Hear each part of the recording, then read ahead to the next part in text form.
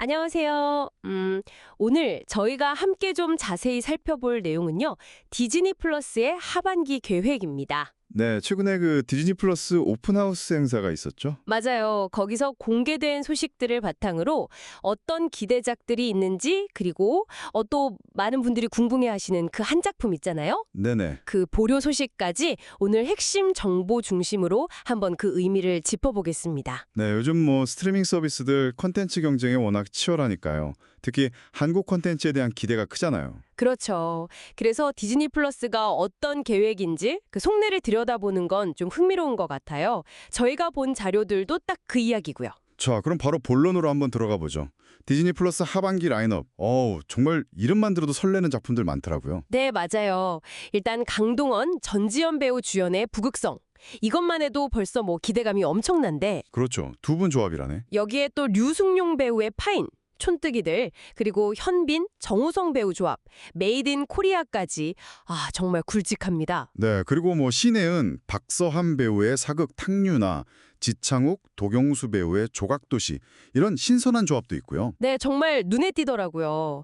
그야말로 뭐 올스타 라인업이라고 할 만한데요. 그렇죠. 그런데 이 화려한 명단 속에서 많은 분들이 사실 기대했던 또 다른 대작 하나가 이번 발표에선 좀 빠졌어요. 맞아요. 바로 그 김수현 배우 주연의 넉오프죠. 네, 노고프입니다. 이 너크오프가 빠진 것에 대해서 사실 이야기가 많잖아요. 저희 자료 보면 주연 배우의 사생활 논란이라든지 뭐 법적 분쟁 가능성 이런 것들이 좀 언급되면서 공개가 잠정 보류됐다 이런 거죠. 네, 맞습니다. 디즈니 플러스 쪽에서는 뭐 신중하게 내부 검토한 결과다 이런 입장이더라고요.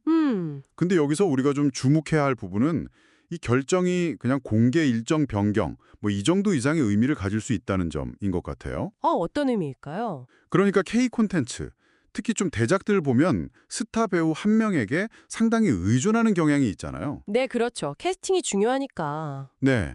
근데 이번 너크오프 사례는 바로 그 전략이 가진 어떤 잠재적인 위험성, 이걸 좀 극명하게 보여주는 게 아닌가 싶어요. 그 위험성의 무게가 숫자로도 나오는 것 같아요.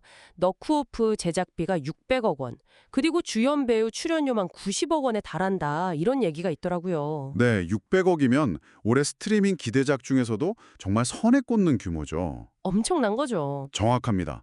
근데 그 정도 규모의 투자가 배우 개인의 어떤 문제 때문에 발목 잡힐 수 있다. 이 가능성 자체가 플랫폼 입장에서는 상당히 큰 부담이거든요. 그렇겠네요. 심지어 업계에서는 이게 최악의 경우 1,800억 원 규모의 위약금이 발생할 수도 있다. 이런 추정까지 나왔다고 해요. 1,800억이요. 와. 물론 디즈니 플러스 관계자는 행사장에서 위약금 관련 질문에는 구체적인 답변을 좀 피하긴 했습니다만 네, 양해를 구한다고 했죠. 네. 하지만 이런 추측이 나올 만큼 사안이 좀 중대하다. 이렇게 볼 수 있는 거죠. 한 1,800억 원이라니 정말 상상하기 힘든 액수인데 만약에 진짜 그런 일이 현실화되면 디즈니 플러스 한국 사업 전체에도 영향이 크지 않을까요?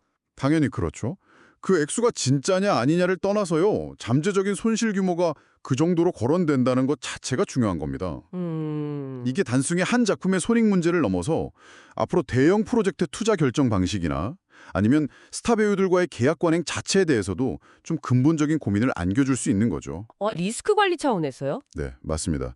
리스크 관리의 중요성이 다시 한번 부각되는 거죠. 근데 이런 어려움 속에서도 디즈니 플러스가 뭐 완전히 멈춘 건 아니더라고요. 네, 그렇죠. 내년 라인업으로 수지, 김선호 배우의 현옥이나 서바이벌 예능 운명전쟁 49 같은 작품들을 또 확정 발표했거든요. 네, 맞아요. 이걸 보면 한국 시장에 대한 투자는 계속 이어가겠다. 이런 의지는 좀 분명해 보이는데요. 네, 디즈니 측에서도 디즈니의 명확한 색깔, 이걸 한국 창작자들과 협력해서 계속 선보이겠다 이렇게 강조를 했고요. 네. 그러니까 너고풀 사태는 뭐 예상치 못한 변수로 관리를 하되 K 콘텐츠를 통해서 아시아 태평양 시장을 공략하겠다는 큰 그림은 유지하겠다 이런 전략으로 해석이 됩니다. 오히려 이번 경험을 통해서 좀 다른 방향을 모색할 수도 있겠네요. 그럴 수도 있죠. 뭐 스타 의존도를 조금 낮춘다거나 아니면 프로젝트 관리 방식을 좀 더 정교하게 담는 그런 계기가 될 수도 있지 않을까 싶습니다. 정리를 좀 해보면 디즈니 플러스는 여전히 아주 화려한 K 콘텐츠 라인업으로 승부를 걸고 있지만 너거프라는 좀 큰 암초를 만난 상황이다. 이렇게 볼 수 있겠네요. 네, 그렇습니다. 여러분께서는 이 상황 어떻게 보고 계신가요? 스타 배우 한 명의 영향력이 수백억, 수천억 원 규모의 프로젝트를 좌우할 수 있다는 이 현실인가요? 아니면 그럼에도 불구하고 계속 투자를 이어가는 플랫폼의 전략, 이 부분인가요? 마지막으로 이런 질문을 좀 던져보고 싶습니다. 이번 넉오프 사례가 던진 충격파는 과연 어디까지 미칠까요? 네. 이렇게 천문학적인 제작비가 투입되는 한국 엔터테인먼트 산업의 어떤 투자 관행, 특히 배우 캐스팅이나 계약 방식에 앞으로 어떤 실질적인 변화의 바람을 불러올지 한번 깊이 생각해 볼 만한 지점인 것 같습니다.